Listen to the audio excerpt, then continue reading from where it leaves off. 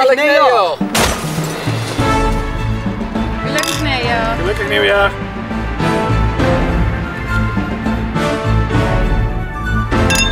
De beste wensen!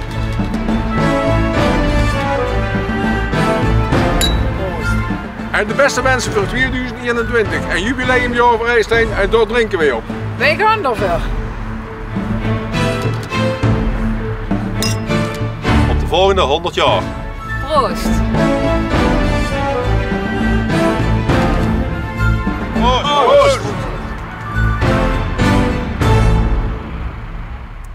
Goedenavond beste kijkers. Welkom bij 100 jaar IJsselstein vanaf het Lovingplein. Wij nemen jullie vandaag met naar het verleden en naar de toekomst. Zo krijgen jullie alle liedjes te horen, maar ook nieuwe beelden te zien. Ons dorp IJsselstein bestaat dus 100 jaar. 100 jaar mensen. En dan hebben we wat te vieren. Gaan we maar eens gauw kijken wat onze voorzitter van de werkgroep IJsselstein 100 hierover te vertellen heeft. Ja, Marcel, ja, zoals je ziet, zoals de mensen ook kunnen zien, we staan hier in het museum De Peelstreek. Ja. Ja, we hadden eigenlijk wat anders voor ogen voor de opening van het jubileumjaar. Kun je de situatie misschien even uitleggen aan de mensen? Ja, we hadden inderdaad een heel ander plan. We hadden een plan om een grote vuurwerkshow te organiseren. Hier op het Dorpsplein, op het Lovingplein hier in IJsselstein. Waardoor we eigenlijk van allerlei activiteiten ingepland hadden, zoals een glühweinmarkt of andere leuke festiviteiten die we gepland hadden. Nou, dat is anders gelopen. Ik ben toch heel blij dat we hier in de Peelstreek een hele mooie uitzending kunnen verzorgen. Ja, dat is momenteel de situatie. Dus, ja, de werkgroep IJsselstein 100, hoe en waarom is dat tot stand gekomen? Ja, dat is toch al even geleden dat we dat opgericht hebben, die werkgroep. En het kwam eigenlijk naar een vraag in de dorpsraad. Daar is een vraag gesteld toen van, in 2021 bestaat IJsselstein 100 jaar, zullen we dan niet alvast wat voor organiseren? En dat was al in 2016, ze waren er vroeg bij. De eerste instantie was dat niet veel werk, moet ik eerlijk zeggen. Het was per kwartaal of zelfs per half jaar pas een vergadering. En later is dit uitgegroeid tot nog wat intensieve vergaderingen. Die waren werkelijks, zeker nou met corona hebben we er toch wel heel wat werk in gehad om alles in banen te leiden en het programma eigenlijk helemaal om te gooien. Want dat is eigenlijk gebeurd. Oké. En die werkgroep, welke personen zitten erin en wat zijn de taken van de desbetreffende? Ja, we begonnen aanvankelijk met een vijftal personen in 2016. En er zijn in de loop der tijd zijn er steeds meer personen bijgekomen. Momenteel is het zo dat de werkgroep bestaat uit een dagelijks bestuur. Dat is namelijk de voorzitter. Dat is Marieke Hoebe en Juri Hendricks.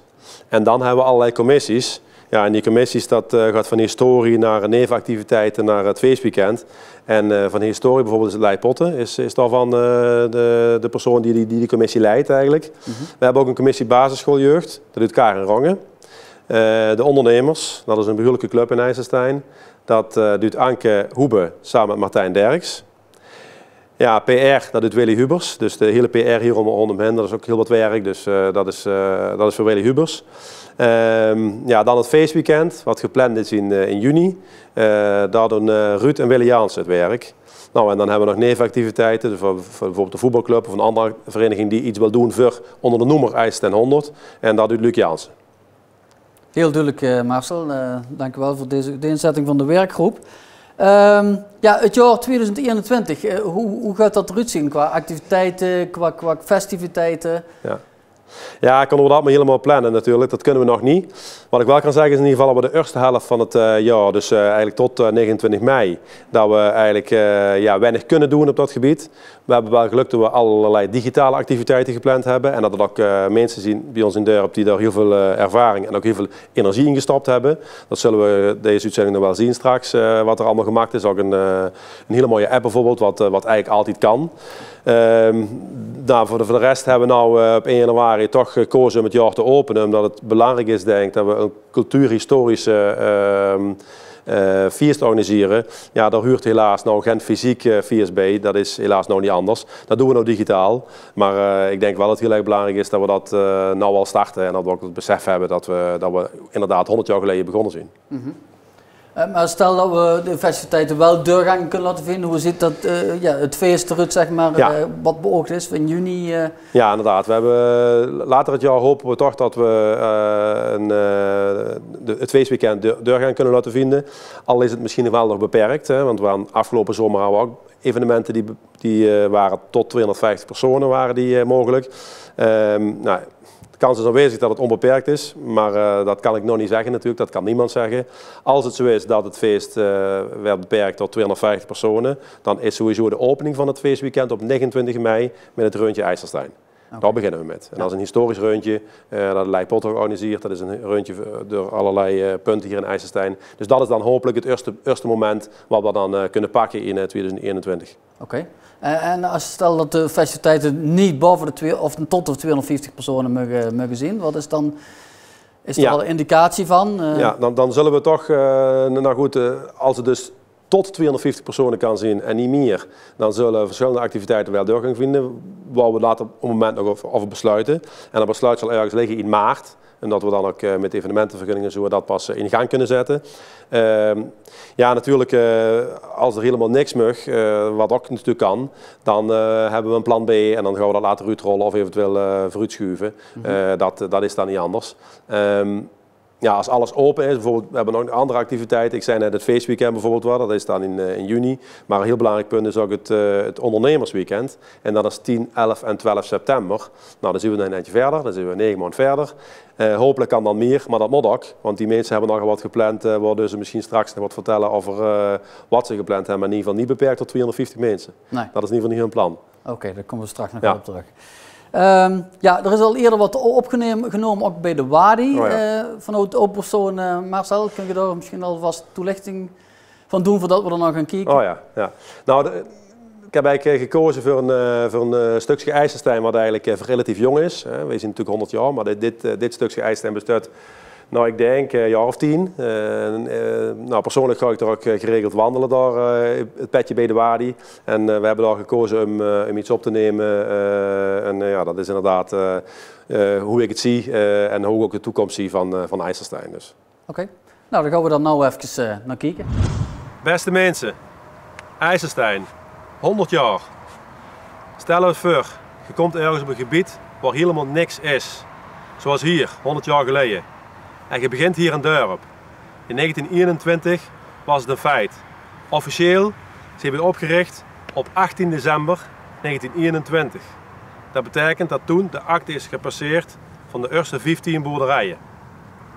Het heeft me altijd enorm geïnteresseerd hoe dat dan tot stand komt dat je ergens in het niks een dorp sticht. En daar hier wil ik je wat over vertellen, naar aanleiding van het boek Pioniers in de Peel. Wat ik al verschillende malen gelezen heb, maar ook nou, voor deze opname, viel mij oog op het voorwoord. Het voorwoord is geschreven door Harry Flipsen en hij refereert hieraan op het laatst hoe het 100-jarig IJsselstein er over 75 jaar uit zal zien, hangt af van verschillende factoren. Een van de belangrijkste is of de geest van onderlinge solidariteit het zal winnen van allerlei bedreigende invloeden die horen bij de tegenwoordige tijdgeest. Vond ik een hele interessant stukje van dit boek. En dat is 75 jaar, met 75 jaar IJsselstein is dit geschreven, dus 24 jaar geleden. Ja, we zien al 25 jaar verder, we bestaan 100 jaar. En ik wil die vraag Ger invullen. Ik denk dat we hier in IJsselstein een goede balans hebben gevonden tussen het samenhorigheid, de gemeenschapszin, maar ook de realiteit dat wij onderdeel zien van gewoon heel Nederland. Dus IJsselstein is geen eiland op zich, maar het is wel een hele sterke samenhang die we hier nog steeds tot op de dag van vandaag voelen. Het glas is half vol en we hebben het vuurwerk helaas, wat 1 januari vandaag niet door kan gaan, vervangen door een uitzending. Wat we gestuurd hebben en wat jullie allemaal ontvangen hebben is onze opener. Onze opener van IJsselstein 100 is namelijk om het jaar te openen in 2021 en de proosten op een prachtig jaar. Proost!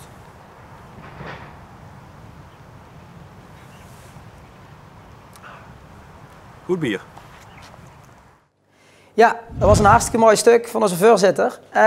Maar bij 100 jaar IJsselstein, ja, dan is er iets wat zeker niet ontbroken mag worden in een item over 100 jaar IJsselstein. Dat is in mijn ogen toch het stuk historie. En met wie kan ik het stuk historie beter bespreken dan met Lei Potten? Dus Lei, ik wil graag met jou even in gesprek over de historie van IJsselstein. Heel graag. Dan heb ik meteen een eerste vraag. Waarvoor werd de pil gebruikt voordat die ontgonnen werd?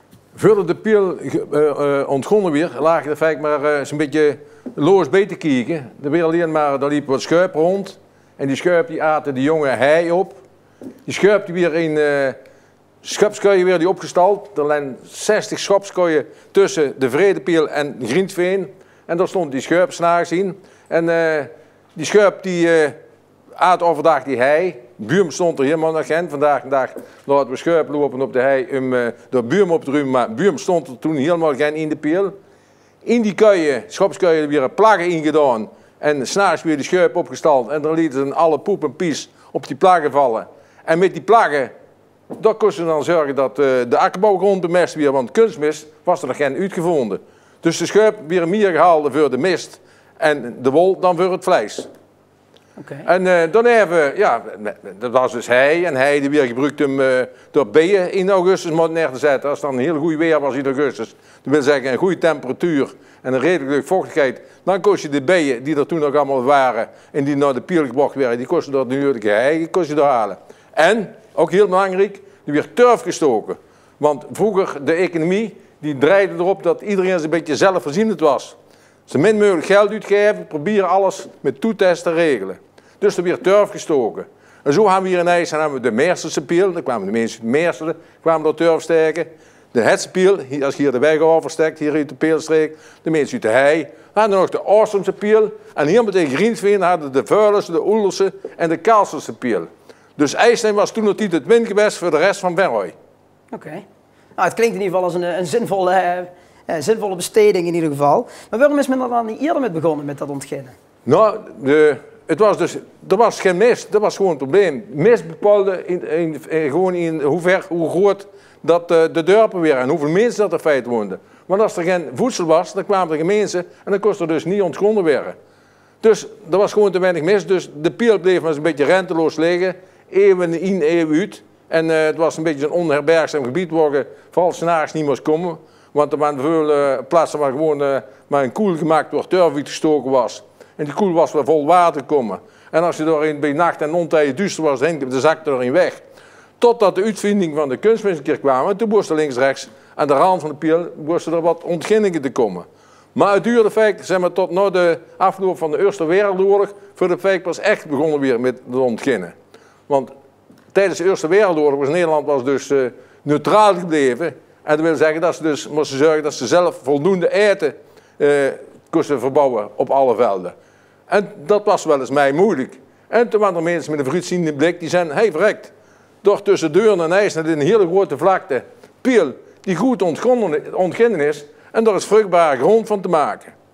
En zo weer er, behalve hier in IJsselstein, weer er meer plaatsen in Brabant en Limburg in de pil weer gedocht. Want de pil was tenslotte in oorsprong iets van 150.000 boender hectares groot. Dus er werden meer planten gemaakt om te gaan ontginnen. En een van die mensen die daar ooit een keer mee begonnen is, dat was uit Venrooy, was Jan Poels. Daar vooraan, daar hing nog een schilderij van hem. En dan kaartte dus in de Tweede Kamer dan aan dat er een plan was om hier de pil te ontginnen. En er was nog een andere reden waarom ze de pil gingen ontginnen.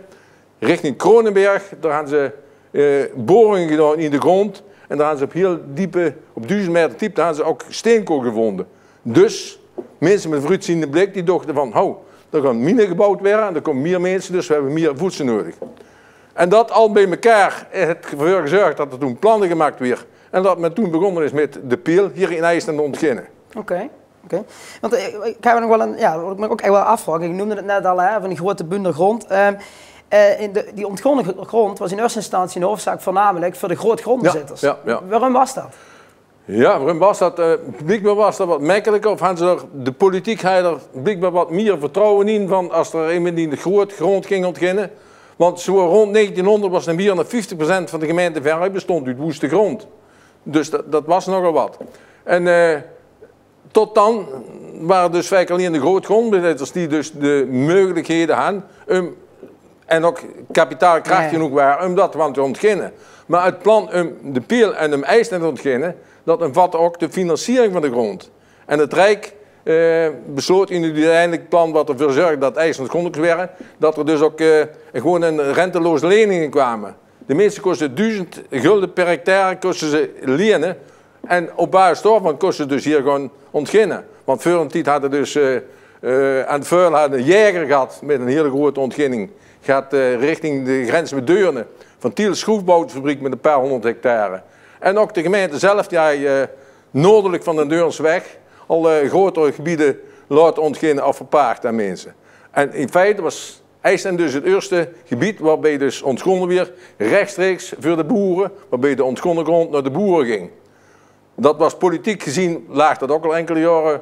Daarvoor was er al een besluit voor genomen dat dat in feite de bedoeling was. Maar hij zich tot nog toe daar niet al te veel van aangetrokken. En in feite was de ontginning van de Piel hier in IJsden rechtstreeks voor de boeren. Dat was dus het eerste begin dat er ontginning ging weer voor de boeren zelf. Oké. Nou zie je toch alweer een stuk wiezer geworden. Een hele andere vraag. Wat was Rijk als eerste gebouwd hier in IJsden? De school of de kerk? De school weer als eerste gebouwd. Want mijn dochter van, als de kinderen zien, die moeten naar school kunnen. Want we hebben voor naar de toekomst om IJsden groot te kunnen werden, te kunnen laten groeien, hebben we gewoon kennis nodig. Dus in 1922 weer de school gebouwd, 4 lokalen. Aanvankelijk zaten er maar 24 leerlingen op, dus die aan plaats al die 24 lokalen. Vandaar dat er in 2 van de 4 lokalen weer dan op zondag de mis gedaan. Het zangkoor stond op de gang te zingen en in die 2 lokalen weer dan de mis gedaan. Dan kwamen de poorter, Franciscaan de Ferroy, Poorter Tulp, is nog een straat nog genoemd, de Poorter Tulpstraat. Dan kwamen dus op zondagmiddag naar IJsden, dan kwamen dan de mis doen. En vanaf toen hoefden de mensen uit IJsden niet meer helemaal te voet naar ver naar de grote kerk te gaan. Er was wel toch wel nog wel wat oppositie tegen dat er in IJsden dus uiteindelijk in 1927 een kerk kwam. Er kwam onder andere van een café de Nachtegaal. Want de mens was gewend dat zondagsmiddags als de mensen van ver van de mis afkwamen, dat ze bij hem even aanlegden voor wat te drinken. En dan zag ik dat de omzet zag je weggaan. Dus je had er wel wat moeite mee dat hier dus een kerk gebouwd ging worden. Ja. Maar ze is er gekomen. Oké. Trouwens zelfs op de plannen die al helemaal in het begin voor IJsden zelf gemaakt zien door een meneer Timmermans. Dat was dus opzichter bij de gemeente. Er was dus meteen al ingepland dat er dus hier in IJsden zelf dat er een kerk zou komen. Want dit is het schetsplan voor IJsden wat ervoor gemaakt is. 15 boerderijen en hier in het midden een Lovingplein. En met daarbij ook de plaats voor de kerk en voor de smid en voor de school en alles. Dus IJsden is echt een dorp wat van de tekentafel is ontstaan. En dat is wat dat betreft een unicum. En dat hele straatplan, dat kunnen we vandaag de dag nog terugzien. Oké. Hey, en straks we waren op het Lovingplein en ik zag een wagen van de Boerenbond rijden. Volgend jaar ook 100 jaar bestaan. Ja. Waar is dat eigenlijk opgericht, de Boerenbond? De Boerenbond dat is in feite al opgericht voordat IJsden zelf er was. Want zoals de voorzitter straks ook al zei, officieel zien de eerste 15 boerderijen, die notariële akte is in december is die gepasseerd. Maar op 27 november werd er op een zondagmiddag in de schuur bij Pauw en Toon aan de Stationsweg, oftewel Lul in Verhooy, werd de IJsdense Boerenbond opgericht. Want mensen zagen toen al in van, als we daar nou die godvergeten vlakte daar in de Piel, als dat wil lukken, dan moeten we samenwerken, anders gaat het gewoon gegarandeerd nooit niet lukken. Ja. En dat was dus een begin. Later hebben die zelfs ook van mij aan de Boerenbond van IJsden dat die dus bij de Nachtegaal in de café vergaderen, want in het begin was in IJsden nog geen zaalruimte. Ja. En je noemt dan wel even al, die 15 boerderijen. Ja. Voor 1921 waren er toch ook al boerderijen. Huurden die dan niet bij IJsselstein, ja, of hoe moet ik dat zien? Voor 1921 waren er ook enkele boerderijen. Noordelijk van de Deurnsweg, dus de weg van Verhooy naar Deurne. Er waren toen al wat ontginningen. Zo hadden door de 2 Janssens, Nies en Boer en Liter Frenske en Koenderen Michel, die paakten 78 hectare van de gemeente en gingen die ook zelf ontginnen. Dat was al in 1915, 1916. En ook op Kemkesberg had een zaadteelbedrijf Kemkesberg, die paakte van de gemeente ook heel wat hectares grond. En gaat ook nog een slits en een verdiek die dus aan de Deurnsweg ging ontginnen. Maar toen het was IJsden op zich nog niet opgericht en die vielen toen onder Merselo.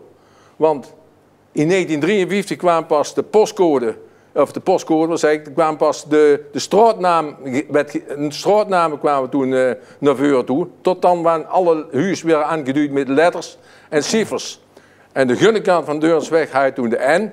En alle mensen in IJsselstein een stuk van het vuil hadden I. Dus I53, I54 en zo. Dus dat was heel duidelijk, die vielen dus, hebben dus altijd bij me eerst gehuurd totdat IJsselstein is opgericht. Oké.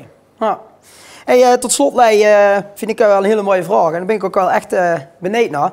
Waarom is er eigenlijk gekozen voor de naam IJsselstein?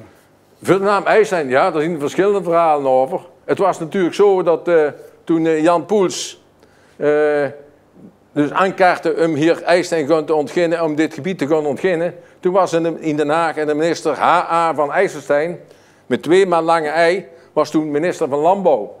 En daarmee is het uiteindelijk goedgekeurd dat er hier geld vrij kwam om dit stuk gebied te ontginnen en rechtstreeks naar de boer te gaan. Dus de mens had min of meer wel wat rechten erop.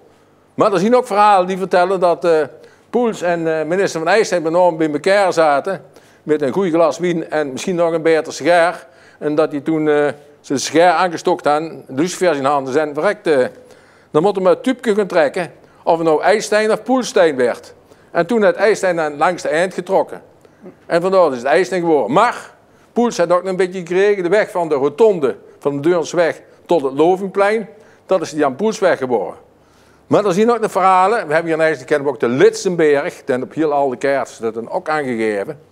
En er waren ook mensen die wat meer met geschiedenis en wat meer met cultuur op hadden. Die vonden dat die feiten Litsenberg dorp zou moeten hebben genoemd werden. Maar dat is dus, hebben ze dus niet gehaald. Vandaar dat wij dus altijd verder gaan als IJsselstein. Sinds in de 50 jaar niet meer met een lange ei, maar met 2 Griekse eieren. Maar dat had als reden dat er heel veel auto's hier in de straat en zuiken waren die in IJsselstein Utrecht liggen. Oké. Oké. Maar mensen, als we nog zien dat je meer wilt weten over de geschiedenis van IJsselstein, we staan hier in Museum de Peelstreek. We hebben hier, deze zomer hebben we hier ook nog een uitgebreide expositie met van alles op ons stand van IJsselstein. Ik zou zeggen, kom dan een keer kijken en dan staan wij ook hier te woord. Ja, en dat kan ik wel zeker aanraaien. Ik denk dat wij het er nog uren over aan kunnen hebben. Maar ik denk inderdaad dat het een mooi moment kan zien om daar bij jou eens een keer op terug te komen. Of tijdens de historische ronde die we hebben in het voorjaar. Ja, aansluitend bij het verhaal van Lei over de historie gaan we even nog een liedje luisteren. De Piel is mooi, prachtig nummer. En dat begeleidend gaan wij kijken naar beelden van ons dorp gemaakt door Jos Kusters uit Venray.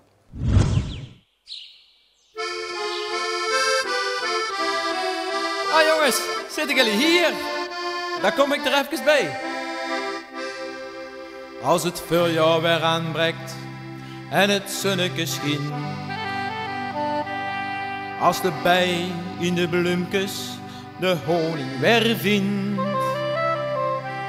de fazanthaan op jacht is naar een hanige hen, om dan samen te scharrelen nog eens bij het ven. Als de leeuwerik zingt, ergens geuns op den tak, als de kniet lit de zonne op zijn dooie gemaak, en een reiger weer kiekt naar zijn lekkere prooi, dan vlucht de kikker het gras in, want dat was niet wat hij wou. En dan weer ik, de piel die is mooi. Voor de vogeltjes fluiten, zodat ik ze verstooi. Als ik smeden zie graaien, de hei weer zie bluien, dan weer ik ben maar een dier. Maar ik voel mij tevreden als de haas of de reeën in het land is een prachtige pier. Mijn kudde van schuip werd geleid door den hoon, en de lemkes die springen gestaag in het rond. Daarachter den kleine is verdwaald in het riet. Hij laat de blaren en zucht, hij is zijn moeder weer kwijt.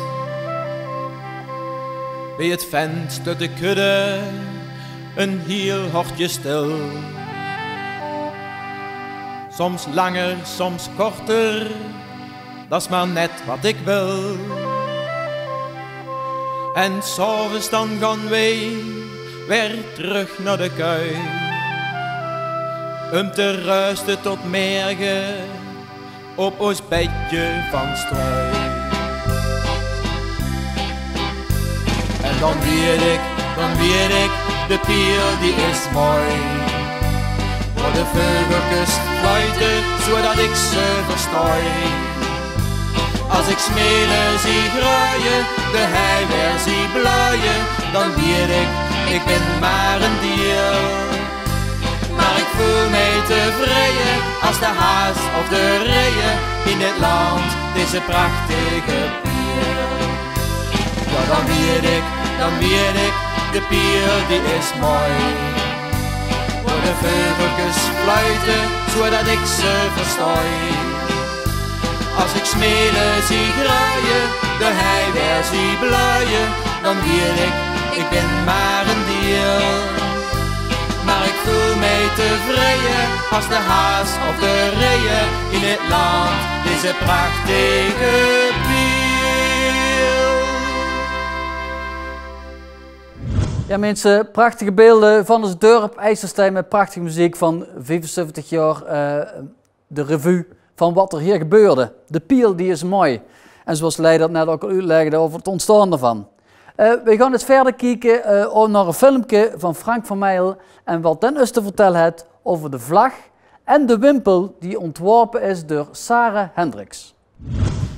Ik ben Frank van Meijel van Denk Frank. Ik heb een communicatiebureau in IJsselstein. En ik wil je wat vertellen over de achtergronden van de vlag die de commissie IJsselstein 100 geadopteerd heeft. En het komende jaar in 2021 zal ik een uitrollen over IJsselstein. Het ontwerp heb ik in 2016 op eigen initiatief gemaakt. Er was geen opdracht voor. Het was gewoon voor mezelf een oefening. Omdat ik op internet, op YouTube, een filmpje tegenkwam van een vlaggenontwerper. Waarvan ik dacht van verrek, dan heb een aantal goede tips. Laat ik eens kijken hoe dat voor een vlag die ik ga ontwerpen eruit komt. En wat voor problemen komt er tegen en wat zijn de dingen die je wel en niet moet doen. Ja, ik moest natuurlijk een land, een stad of iets anders hebben waar ik een vlag voor kon maken. Toen ben ik gewoon dicht bij buis gebleven en ik heb het voor IJsselstein gedaan. Dit is de basis. IJsselstein is een agrarisch gebied, dus als je hier rondrijdt, dan zie je meestal groene velden en een blauwe lucht. Dat is dus ook de basis geworden van de vlag. Blauwe lucht, groene ondergrond. De typische vorm met de ei in het midden, dat is tot stand gekomen omdat het wegenplan van IJsselstein is ook die ei-vorm. IJsselstein is 100 jaar geleden eigenlijk op de landkaart gemaakt. Een aantal strepen getrokken. Dit zijn de wegen, dit is de hoofdstructuur. En zo gaat het dorp eruit zien. Nou, dat zie je tot op de dag van vandaag, zie je dat terug in IJsselstein. Op het Lovingplein zit die ei-vorm en daarom is dat teruggekomen in de vlag. Het laatste element is het rood. En dat is eigenlijk om aan te geven dat in dat natuurlijke landschap zijn de mensen gekomen 100 jaar geleden en hebben daar hun activiteiten in ontplooid. En zo is IJsselstein ontstaan. Rood is gekozen omdat dat voor mij staat als een daadkrachtige en actieve kleur. En ik vind dat dat heel goed past bij de mentaliteit en bij de mensen die nou in IJsselstein wonen. Nadat de vlag is ontworpen, ja, toen was ze er. En toen was ze er voor mij. Ik heb die online gezet een keer. En in 2016 of 2017 was er in het dorp een veiling waar ik iets in mocht brengen. Toen heb ik de vlag ingebracht en Marian en John Klossen hebben toen als eerste die vlag gekocht. En toen heeft die vlag ook een jaar lang gewapperd bij het landhuis en bij John en Marian bij het bedrijf. Daardoor is die vlag een klein beetje bekend geworden en is het gaan leven. En een aantal jaren later kwam de commissie IJsselstein 100 en die vroegen ze van, ja, wat doen we daarmee? Is dat ding van nou of van Marian of van John? Hoe zit dat? En toen hebben we gezegd van, nou, ik vind het hartstikke leuk dat jullie die vlag, dat ontwerp willen adopteren. Dus bij deze, doe er met wat je wilt. En ik vind het nou fijn dat het opgepakt werd en dat we hopen dat het volgend jaar door hier IJsselstein te zien is. Daarbij is nog door de kinderen een wimpel ontworpen. En is op de lagere school hier gemaakt. Dit is de basis. En dan gaat straks ook de computer in, zal ik maar zeggen, en werd druk klaargemaakt. Zodat je een mooi geheel krijgt met vlag en feestwimpel voor het komende jaar. Ja mensen, en deze prachtige vlag en wimpel is vanaf 1 januari ook officieel te koop via info@ijsselstein100.nl. Stuur daar gewoon even een mailtje in of neem even contact op met iemand van de werkgroep dat je interesse hebt in de vlag of de wimpel. En dan zullen wij zorgen dat die vlag bij jou terecht komt of dat we gewoon laten weten waar je hem kunt halen. En dan wordt er een tikkie toegestuurd. De vlaggen gaan los €20 per stuk kosten en de wimpel kost los €8. En de prachtige combinatie is voor €25 van nou.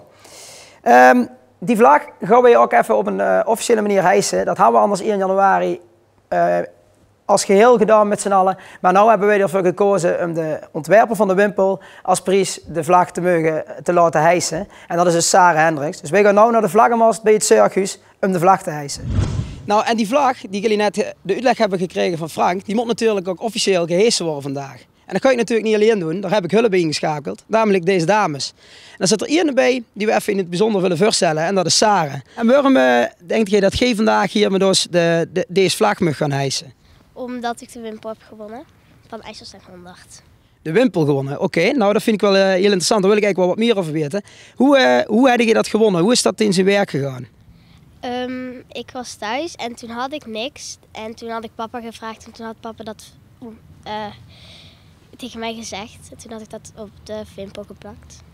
Oké, maar jullie hebben vanuit school de opdracht gekregen om een wimpel te taggen. Nou, hebben jullie dat ook allemaal gedaan? Ja.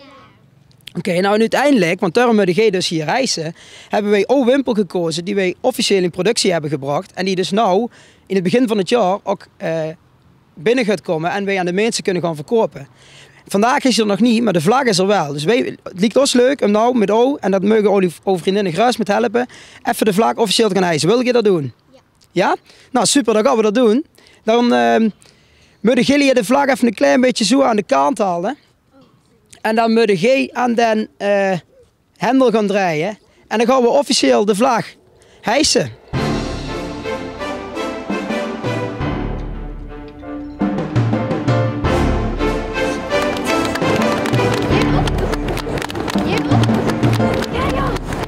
Ja mensen, prachtig gehezen die mooie vlag zoals die hier ook achter ons hangt hier in de Peelstreek. Hartstikke mooi ontwerp en een mooie wimpel erbij. En hopen dat dat mooi allemaal komt te hangen in alle huis in IJsselstein in dit mooie feestjaar. We hebben ook nog een mooie app in de aanbieding. Die is ontworpen door Peter Paul Cunnings en daar gaat hij in het komende filmpje door veel meer over uitleggen. Goedenavond mensen. Ik heb de eer om de IJsselstein 100 app aan te mogen kondigen. Ik ben Peter Paul Cunnings, zoon van Wim Cunnings en Mien Jansen van de elastieke uitvennerij. Kleinzoon van Huub Cunnings en Drika Jansen. Zij kwamen in 1928 naar IJsselstein. Opa Huub reed toen al rond in een vrachtwagen. En tot 1975 is transportbedrijf Cunnings actief geweest. Het ondernemersbloed is bij mij pas 8 jaar geleden gaan kriebelen.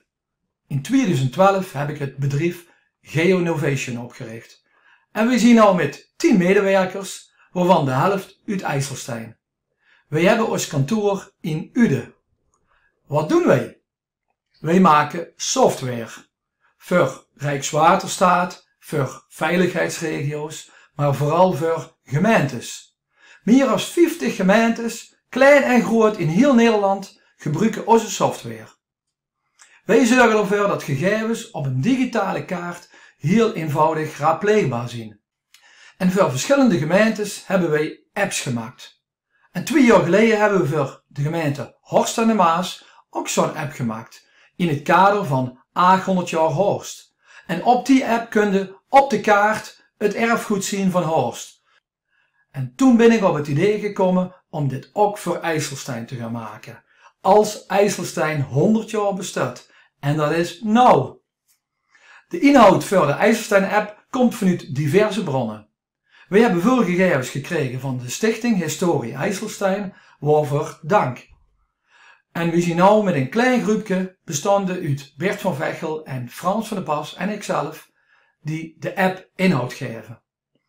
Oké, ik wil jullie nou laten zien de IJsselstein 100 app. De app is bedoeld voor jong en oud, ook voor mensen van buiten IJsselstein. En je kunt de app opstarten vanaf uw computer, dan ziet het er zo uit, of op uw telefoon, of via de tablet. Overal typt je gewoon in i100.nl. Ik zit hier op de tablet en we zien dat het hoofdmenu is ingedeeld in 3 hoofdcategorieën. Historie, de activiteiten die dit jaar gedaan werden en de bedrijven. Ik zal iets vertellen over de historie. Als ik hierop klik, dan zie ik dat er andere categorieën weer uitkomen. En de eerste categorie is de eerste 15 boerderijen. Wat je ziet is dat de kaart zich opent en dat er allerlei puntjes op de kaart komen. Nou, dit zien dus de eerste 15 boerderijen van IJsselstein.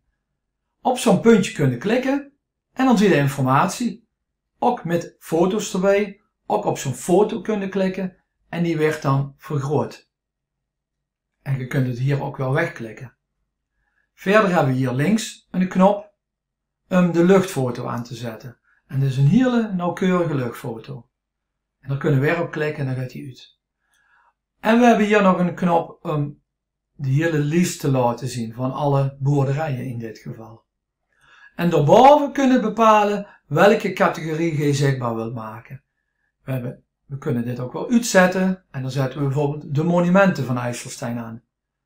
Of de historische locaties. Of de historische films. En we hebben nog een categorie de straatnamen. De straatnamen waarvan de herkomst verteld werd.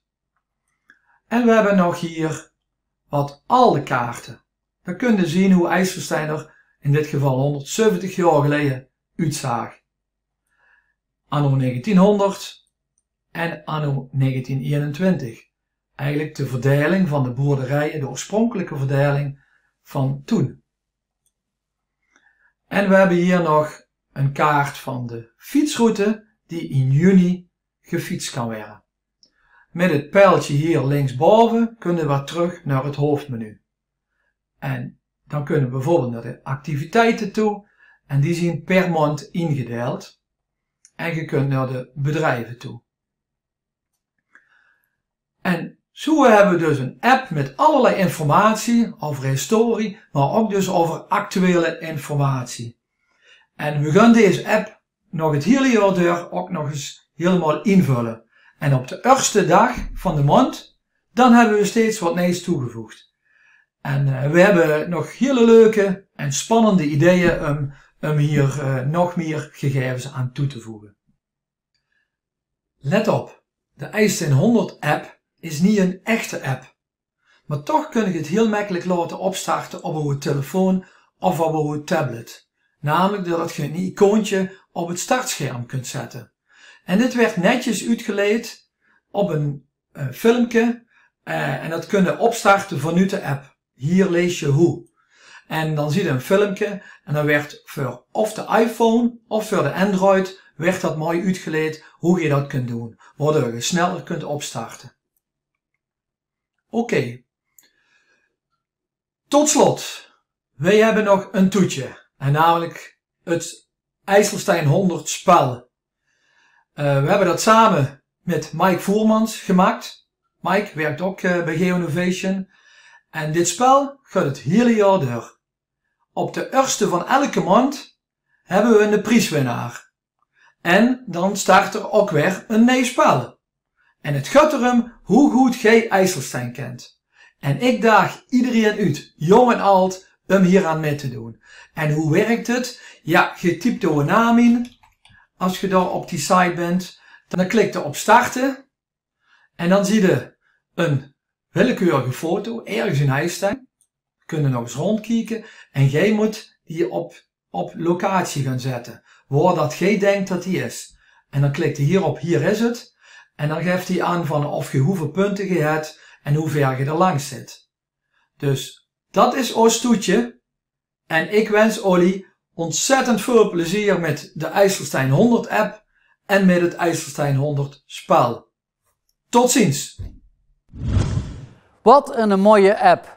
Heel veel dank aan Peter Paul en zijn werknemers voor het opstellen van deze mooie app. Dat we het hele jaar door kunnen gebruiken wanneer je maar wilt. Je kunt kijken in de historie en naar alle mooie pletjes die erop staan. Hartstikke dank daarvoor. Ook in dit jaar, wat straks al is aangegeven door Marcel kort, is dat we nevenactiviteiten hebben van diverse verenigingen. Heel veel verenigingen zitten nog een beetje te stoeien van wat kunnen we wel en wat kunnen we niet. Je kunt er nog aanmelden als je zegt van ik wil iets gaan doen, maar ik weet nog niet precies wat en wanneer. Kun je vast aanmelden dat onder de vlag van IJsselstein 100 dat je iets kunt organiseren. Krijg je ook wat meer aandacht. En dan kijken we in de loop van de tijd wel wat er wel en wat er niet doorgaat. Gaan we nou even kijken naar een volgende filmpje met de beelden van Jos Kusters en een liedje van de revue van 75 jaar IJsselstein. Dat zien van die momenten.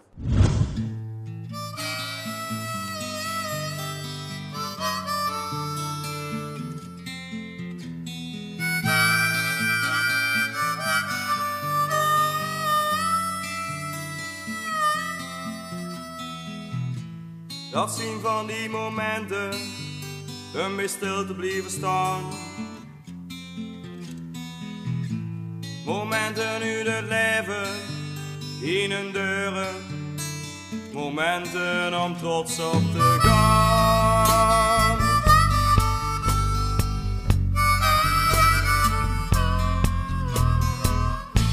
Want wilde iets bereiken, in een deuren past dit. Dat kan alleen maar samen met mensen, mensen wat bedien zit. Kijk nog eens naar je kerkgebouw, hoe komt dat toch te staan? Dat hebben we toch samen gedaan, samen gedaan.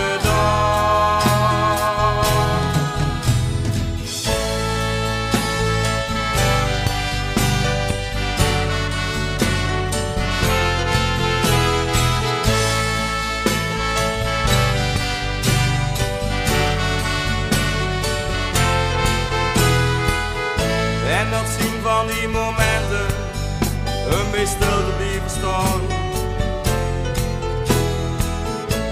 Momenten nu de leven, in een deuren. Momenten om trots op te gaan. Os van Vaart en weer landskampioen. De drum met ging naar het WNC. De kampioenen op het Keurplanveld. Ons pony spelen op het NKB.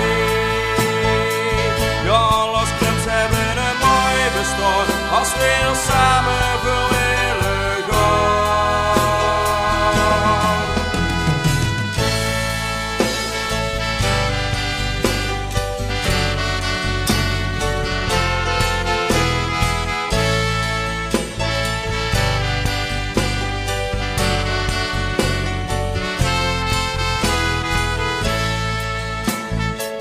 En de bejaarden in de snelle hoor, zien samen in een element. Voor de jeugd is er de jena door, van peuter tot 10 of jonge vent. En die gaan allemaal vlekken vandaag, met een band als Wurtelstein.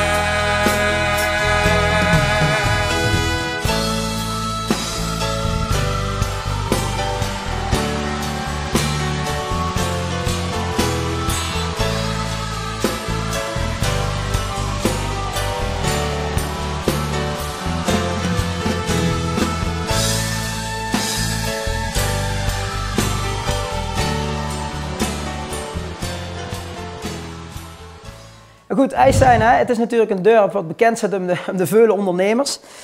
Dus die mogen in het jubileumjaar ook zeker niet gaan ontbreken. Neven mij, oud-ondernemer en afgevaardigde van de VZO Jeu de Wit. En Martijn Derks, ondernemer en afgevaardigde van de agrarische bedrijven hier in IJsselstein.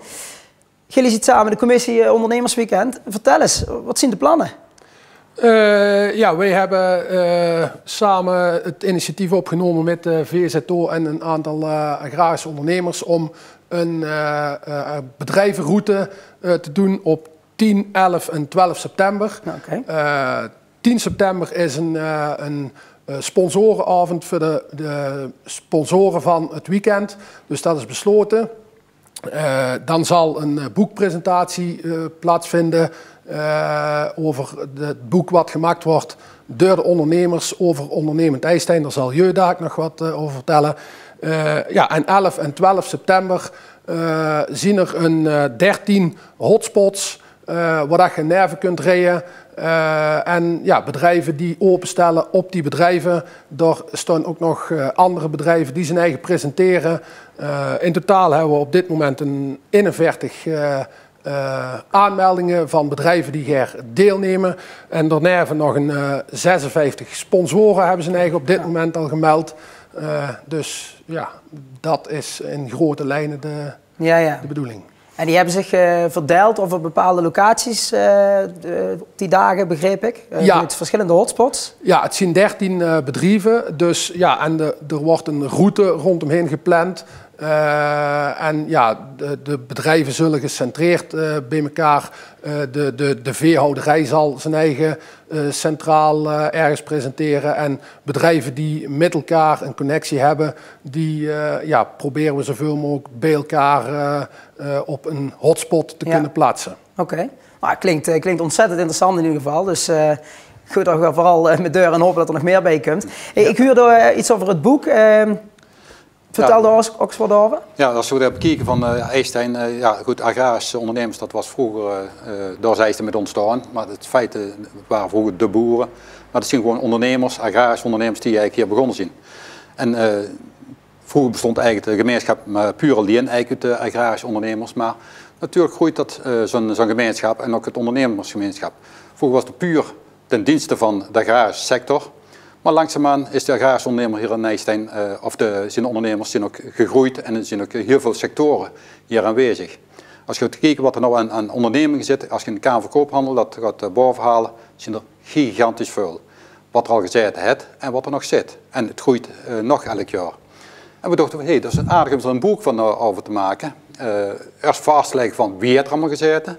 Dat is al heel interessant. Maar het is ook interessant van hoe het eigenlijk al met de ondernemers gegaan. Dus dit wordt een boek waar we vast gaan leggen van welke ondernemers hebben we allemaal in IJsselstein gezeten, wat hebben ze gedaan. En we proberen ook nog wat persoonlijke verhalen erin te krijgen. Van agrarische ondernemers, maar ook van allerlei andere ondernemers. En we hebben gelukkig nog een hele oude onderneemster hier in IJsselstein wonen, die wordt als eerste geïnterviewd. En dat vonden we ook wel de belangrijkste om hier te gaan interviewen. Dat is mevrouw Jansen, hier van het Lovingplein. Dat is een van de oudste onderneemsters hier uit IJsselstein. En ik denk dat het een heel interessant boek gaat worden. Ja, en dat boek dat werd gepresenteerd tijdens het weekend? Ja, de bedoeling is dat te presenteren op de vrijdag tijdens de sponsorenbijeenkomst. Dat is een gesloten bijeenkomst, dat willen we ook een beetje apart houden. Want de ruimtes zijn er maar beperkt waar we eigenlijk zoveel mensen bijeen kunnen krijgen. Dus dat houden we toch een beetje apart. En de boek komt gewoon te koop. Dat was mijn volgende vraag inderdaad. We proberen natuurlijk die kostprijzen laag mogelijk te houden, want ik vind dat een stuk naslagwerk moet worden voor de komende generaties. Ja. We weten nou nog, we kunnen nou nog allemaal achterhalen wie er allemaal gezeten heeft. Ik denk als we één generatie verder zien dat dan een hoop van deze informatie verloren gaat. Ja. Dus het vastleggen is eigenlijk toch een hele belangrijke taak. Ja. Hey, en dat boek, werd dat ook geschreven door een IJsselsteinse ondernemer? Of? Hey, dat is leuk om te benoemen. Dat werd inderdaad door een lokaal ondernemer geschreven. Dat is Jelle van Hees. Die had een bedrijfje over het schrijven.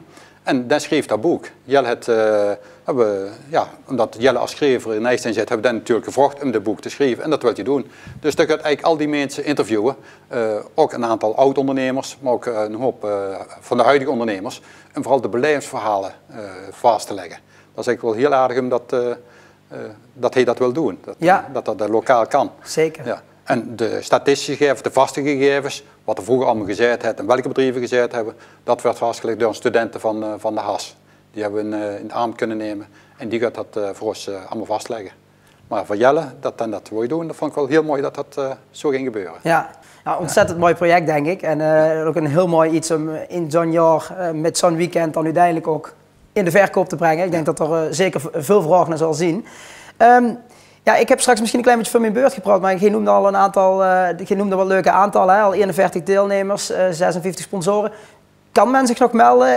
Kunnen als bedrijf nog aansluiten als deelnemer? Sponsoren kan wellicht altijd? Ja, in principe voor deelnemers is het nog gewoon open. Melden wij je aan via de e-mail ondernemers@ijsselstein100.nl. En sponsoren altijd welkom en natuurlijk deelnemers ook. Dus, Kijk, nou, hartstikke mooi. Nou, in ieder geval bedankt voor jullie voor opheldering alvast. Ik denk met recht mogen spreken, IJsselstein ontzettend veel goede en mooie ondernemers het. Dus zeker belangrijk dat er aandacht voor is. We gaan jullie succes met de verdere voorbereidingen en tot dan. Tot in september. Ja, tot september. Ja, dan gaan we nou weer naar beelden van IJsselstein kijken en met een prachtig liedje eronder, namelijk een dorp als IJsselstein.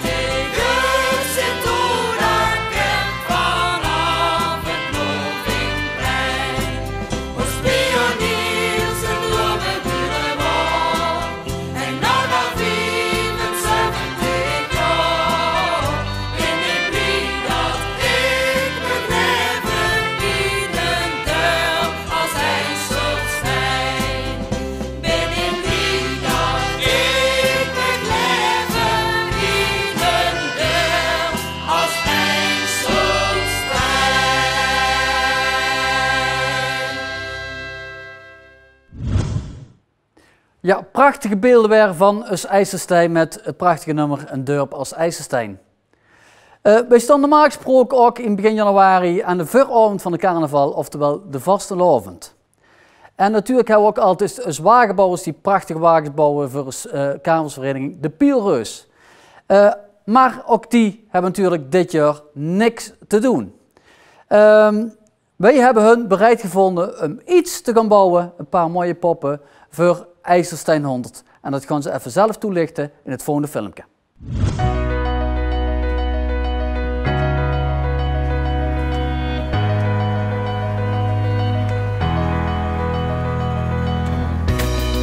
Dag mensen, we zitten hier in de wagenbouwloods van Kabelvereniging de Pierreus in IJsselstein. Normaal zijn we op deze tijd al heel lang bezig om een paar schoon prinsenwagens neer te zetten. Ja, jullie weten allemaal dat dat in het water valt door de coronacrisis. Het iedereen mee te maken, dus wij ook. We hebben dus eigenlijk niks te doen. Het comité van 100 jaar bestaan van IJsselstein, wat in 2021 is, die hebben ons benaderd of dat wij misschien als wagenbouw iets kosten maken.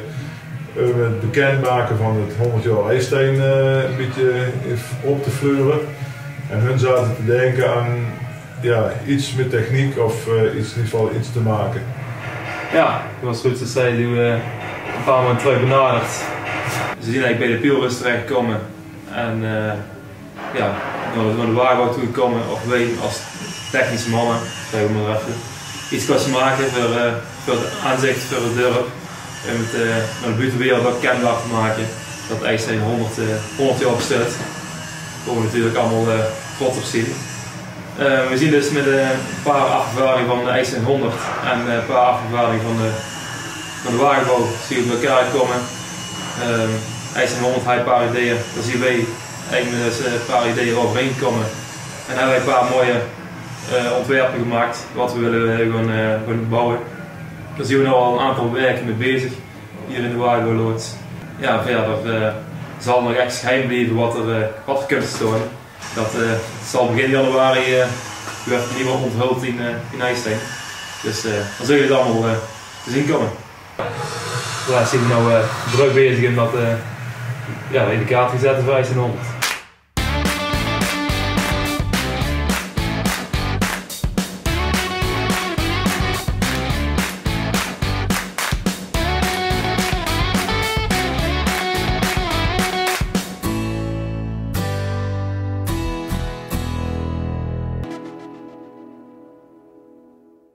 Zo, die poppen van de wagenbouw die zullen mooi staan te stralen aan het begin van dit Pierreuzenjaar, dit jubileumjaar van IJsselstein 100. Gaan we nou dadelijk even naar buiten, naar Willy toe, want dan gaat een paar mensen verrassen. Zoals we al een aantal keer gedaan hebben, reiken we ook een aantal keer per jaar een taart uit voor de mooiste foto gemaakt bij het IJsselstein 100 bord. En deze keer een hele bijzondere uitreiking bij een paar hele mooie kerels. Ik ken ze toevallig vrij goed. We gaan eens even kijken of ze thuis zien en kijken of ze zin hebben in een prachtige taart. Oh, kijk, de deur gaat open. Kijk. Ja, ik denk dat, binnenkomen dat mogen we natuurlijk niet. Dat lijkt ons in dit geval even niet handig. Maar het is wel leuk als jullie inderdaad allemaal even naar de deur komt. Zien jullie vandaag compleet? Of missen we er één? We missen er één. Stef Kunnis is er niet bij, geloof ik. Kijk, ja, ik denk wel goed om de jongens even in beeld te brengen. Ja, wij willen jullie bedanken voor de prachtige foto die jullie geregeld hebben. En daar kregen jullie natuurlijk ook een taart voor. Dus daar ga ik jullie even overhandigen. Dat weet ik, dat weet ik. Kijk eens mannen, met een prachtige foto. Dankjewel.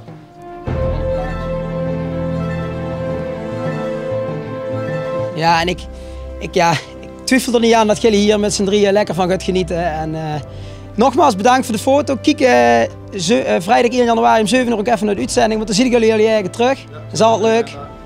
Kijk, super. Nou, in ieder geval bedankt en laat het smaken. Is goed. Hoi.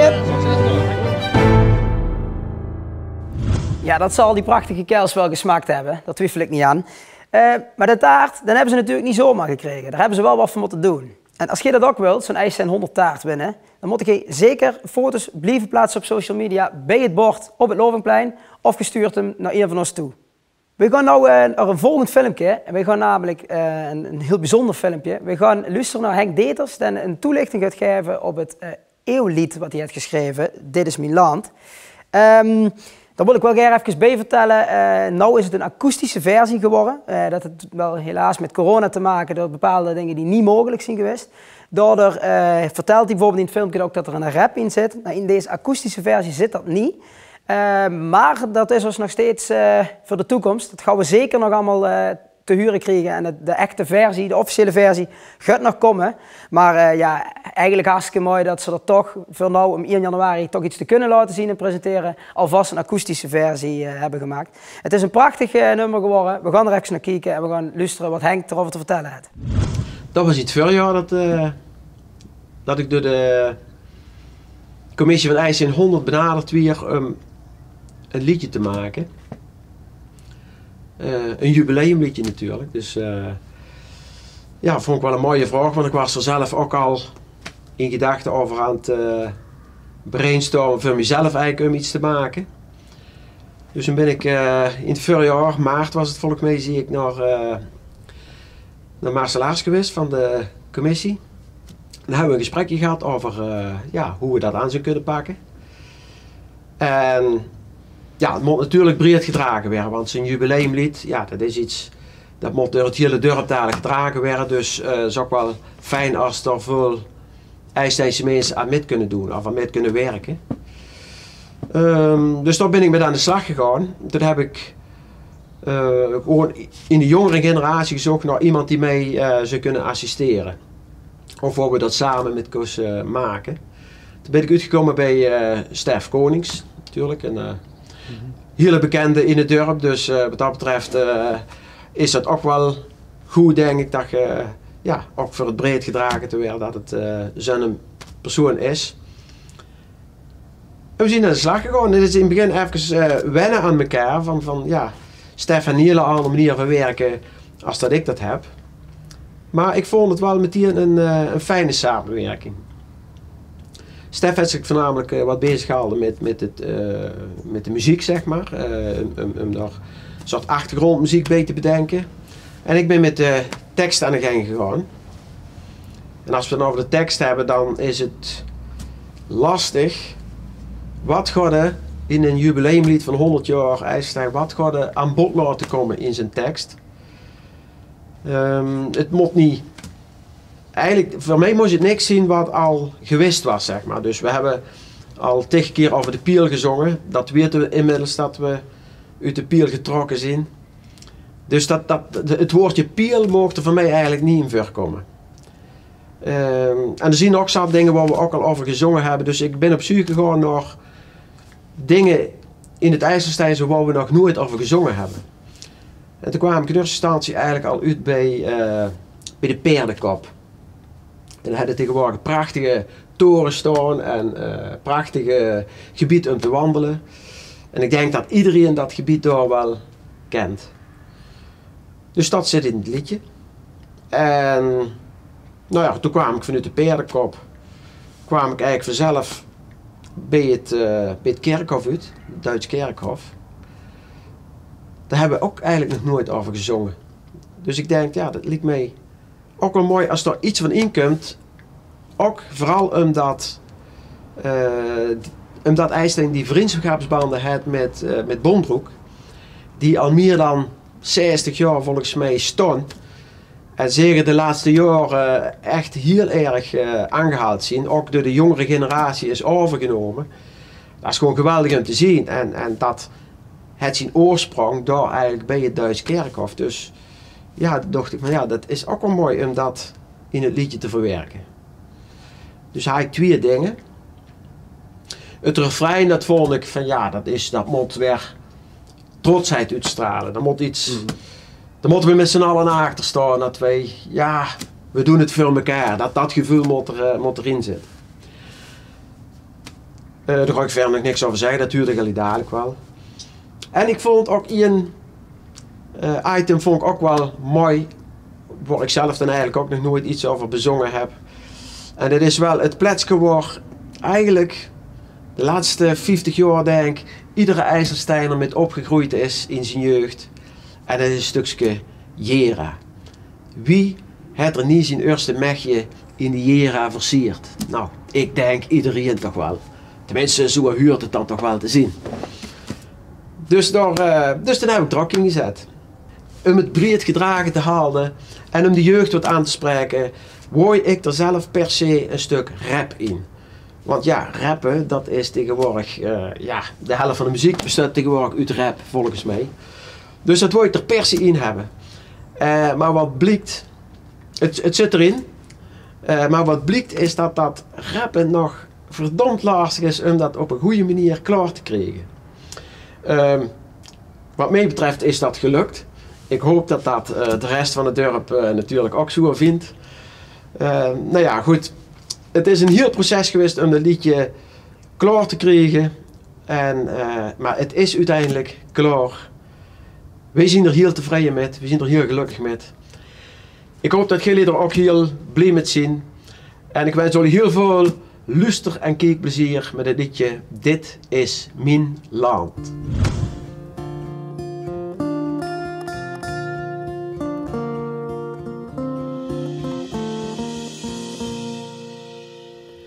Ik stoot op de paardenkop, huur de paardenhoeven in galop.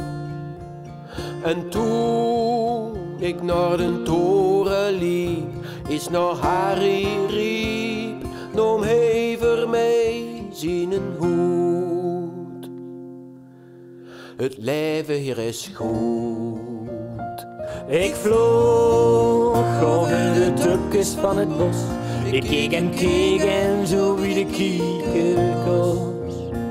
Door zag ik witte kruisjes op het gras en besefte eigenlijk pas, de tijd het zien werk wel gedaan. Hier zien vriendschappen ontstaan. Ik begreep ineens wat het is dat mij hier raakt. Waarom de koffie hier nog steeds het beste smaakt. Dit is mijn land, ons lepke grond. Waar ik stooi en waar ik stond, geluk en liefde vond. Waar ik het leven leef, zoals ik leef. Toekomst aan mijn kinderen geef.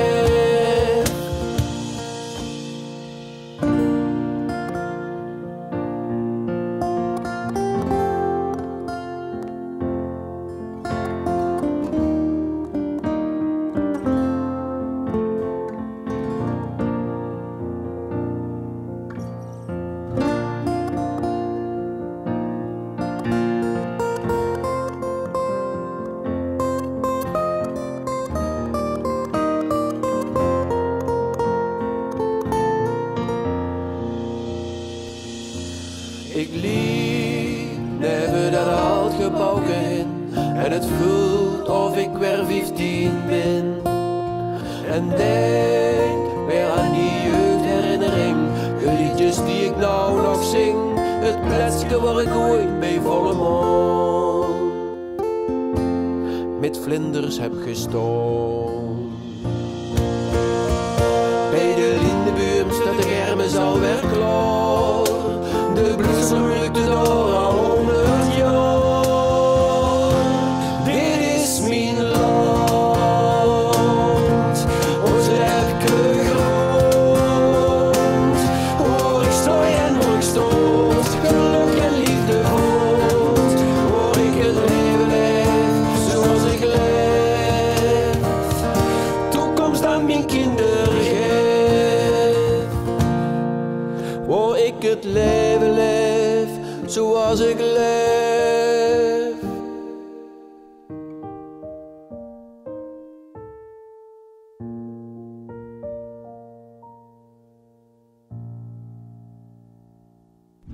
Ja, echt een prachtig nummer.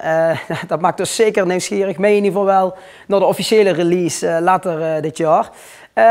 Ja, wij willen jullie in ieder geval alvast bedanken voor het kijken. Wij hopen dat jullie van deze aflevering hebben genoten. Wij in ieder geval wel. En wij hopen dat we jullie dit jaar ook fysiek mogen gaan begroeten op onze activiteiten. Maar dat is nog niet alles voor vandaag, want wij hebben na deze uitzending nog een mooie IJsstein 100 quiz in samenwerking met Rolandia. Dus ga er zo alvast klaarzetten. Log alvast in op www.facebook.com/Rolandia. Dat kan ook als je geen Facebook-account hebt. Zet het vast op uw laptop of op uw televisie. Zorg dat je een mobieltje of een tablet bij de hand hebt met eventueel de Kahoot-app of log in op kahoot.it. En dan zien we je daarna, na deze uitzending, live in de quiz bij Rolandia. Tot zo.